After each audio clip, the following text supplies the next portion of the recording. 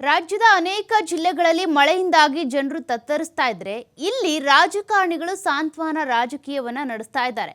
ಒಬ್ರು ಹೋಗಿ ಭೇಟಿ ಕೊಟ್ಟ ಬಳಿಕ ಇನ್ನೊಬ್ರು ಭೇಟಿ ಕೊಡುವಂತ ಮೂಲಕ ನಾವು ಕೂಡ ಭೇಟಿ ಕೊಡ್ತೀವಿ, ಸಾಂತ್ವನ ಹೇಳ್ತೀವಿ ಅಂತಿದ್ದಾರೆ. ನಿನ್ನೆ ಎಚ್.ಡಿ. ಕುಮಾರಸ್ವಾಮಿ ಅವರು ಶಿರೂರಿನಲ್ಲಿ ಆದಂತ ಗುಡ್ಡ ಕುಸಿತ ಪ್ರಕರಣಕ್ಕೆ ಸಂಬಂಧಪಟ್ಟಂತೆ ಹೋಗಿ ಭೇಟಿ ಕೊಟ್ಟು ನೋಡ್ಕೊಂಡು ಬಂದಿದ್ರು. ಅದಾದ ಬಳಿಕ ಸಿಎಂ ಸಿದ್ದರಾಮಯ್ಯ ಹಾಗೂ ಡಿಸಿಎಂ ಡಿ.ಕೆ. ಶಿವಕುಮಾರ್ ಇಬ್ರು ಕೂಡ ಇದಕ್ಕೆ ಸಂಬಂಧಪಟ್ಟಂತೆ ಲೇವಡಿ ಮಾಡಿದ್ರು. ಇವತ್ತು ಬಿ.ವೈ. ವಿಜಯೇಂದ್ರ ಸೇರಿದಂತೆ ಸಿಎಂ ಸಿದ್ದರಾಮಯ್ಯ, ಡಿಸಿಎಂ ಡಿ.ಕೆ. ಶಿವಕುಮಾರ್ ಇವರೆಲ್ಲರೂ ಕೂಡ ಪ್ರತ್ಯೇಕವಾಗಿ ಭೇಟಿ ಕೊಡೋದಕ್ಕೆ ಹೋಗ್ತಾ ಇದ್ದಾರೆ.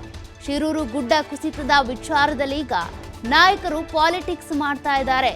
ನಿನ್ನೆ ಶಿರೂರು ಗುಡ್ಡ ಕುಸಿತ ಪ್ರದೇಶಕ್ಕೆ ಎಚ್.ಡಿ. ಕುಮಾರಸ್ವಾಮಿ ಅವರು ಭೇಟಿ ಕೊಟ್ಟಿದ್ರು. ಅದಾದ ಬಳಿಕ ಸಿಎಂ ಹಾಗೂ ಡಿಸಿಎಂ ಇಬ್ರು ಕೂಡ ಲೇವಡಿ ಮಾಡಿ ಮಾತನಾಡಿದ್ರು.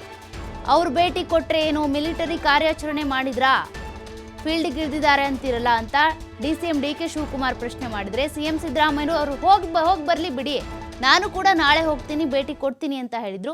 ಇವತ್ತು ಸಿಎಂ ಸಿದ್ದರಾಮಯ್ಯನವರು ಕೂಡ ಶಿರೂರು ಗುಡ್ಡ ಕುಸಿತ ಪ್ರಕರಣಕ್ಕೆ ಸಂಬಂಧಪಟ್ಟಂತೆ ಅಲ್ಲಿ ಹೋಗಿ ಜಾಗವನ್ನು ನೋಡ್ಕೊಂಡು ಬರ್ತಾರೆ. ಎಷ್ಟು ಗುಡ್ಡ ಕುಸಿತ ಆಗಿದೆ, 7 ಮಂದಿ ಸಾವನ್ನಪ್ಪಿದ್ದಾರಲ್ಲ, ಅದಕ್ಕೆ ಸಂಬಂಧಪಟ್ಟಂತೆ ಕುಟುಂಬಗಳಿಗೆ ಹೋಗಿ ಭೇಟಿ ಕೊಟ್ಟು ಸಾಂತ್ವನವನ್ನು ಹೇಳ್ತಾರೆ. ಜೊತೆಗೆ ವಿಜಯೇಂದ್ರ ಕೂಡ ಇವತ್ತು ಹೋಗ್ತಾರೆ, ಅಲ್ಲಿಗೆ ಹೋಗಿ ಭೇಟಿ ಕೊಟ್ಟು ಹೋಗಿ ಬರ್ತಾರೆ. ಕೇಂದ್ರ ಸಚಿವ ಎಚ್.ಡಿ. ಕುಮಾರಸ್ವಾಮಿ ಅವರು ಮೊದಲು ಹೋಗಿ ಭೇಟಿ ಕೊಟ್ಟು ಬಂದರು. ಅದಾದ ಬಳಿಕ ಅವರು ಕೂಡ ಹೇಳಿದ್ರು, ಸಿಎಂ ಸಿದ್ದರಾಮಯ್ಯ ಆಗಲಿ, ಡಿಸಿಎಂ ಡಿ.ಕೆ. ಶಿವಕುಮಾರ್ ಆಗಲಿ, ಇವ್ರು ಯಾರಿಗೂ ಕೂಡ ಕಾಳಜಿ ಇಲ್ಲ ಜನರ ಬಗ್ಗೆ, ರಾಜ್ಯದ ಜನರ ಬಗ್ಗೆ ನಿಷ್ಕಾಳಜಿಯನ್ನು ತೋರಿಸ್ತಿದ್ದಾರೆ, ಹೀಗಾಗಿನೇ ಹೋಗಿ ಭೇಟಿ ಕೊಟ್ಟು ಬಂದಿಲ್ಲ, ಸಾಂತ್ವನ ಹೇಳಿಲ್ಲ ಅಂತ ಕುಮಾರಸ್ವಾಮಿ ಅವರು ಹೇಳಿದರು. ಅದಾದ ಬಳಿಕ ಡಿಸಿಎಂ ಡಿ.ಕೆ. ಶಿವಕುಮಾರ್ ಕೂಡ ಲೇವಡಿ ಮಾಡಿದ್ರು.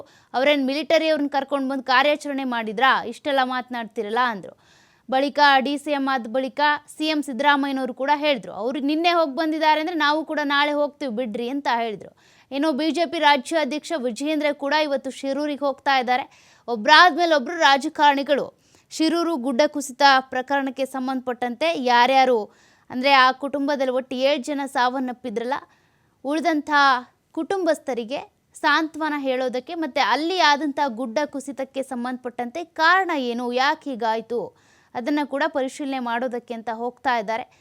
ರಾಜಕಾರಣಿಗಳು ಒಬ್ಬರಾದ ಮೇಲೆ ಒಬ್ಬರು ಹೋಗ್ತಾ ಇರೋದ್ರಿಂದ ಇಲ್ಲೂ ಕೂಡ ಸಾಂತ್ವನ ಪಾಲಿಟಿಕ್ಸ್ ನಡೀತಾ ಇದೆ. ಸಾಂತ್ವನ ಹೇಳುವಂಥ ವಿಚಾರದಲ್ಲೂ ಕೂಡ ರಾಜಕೀಯ ಮಾಡ್ತಾ ಇದ್ದಾರೆ ಅನ್ನುವಂಥ ಚರ್ಚೆ ಸಾರ್ವಜನಿಕ ವಲಯದಲ್ಲಿ ಕೇಳಿಬರ್ತಾ ಇದೆ.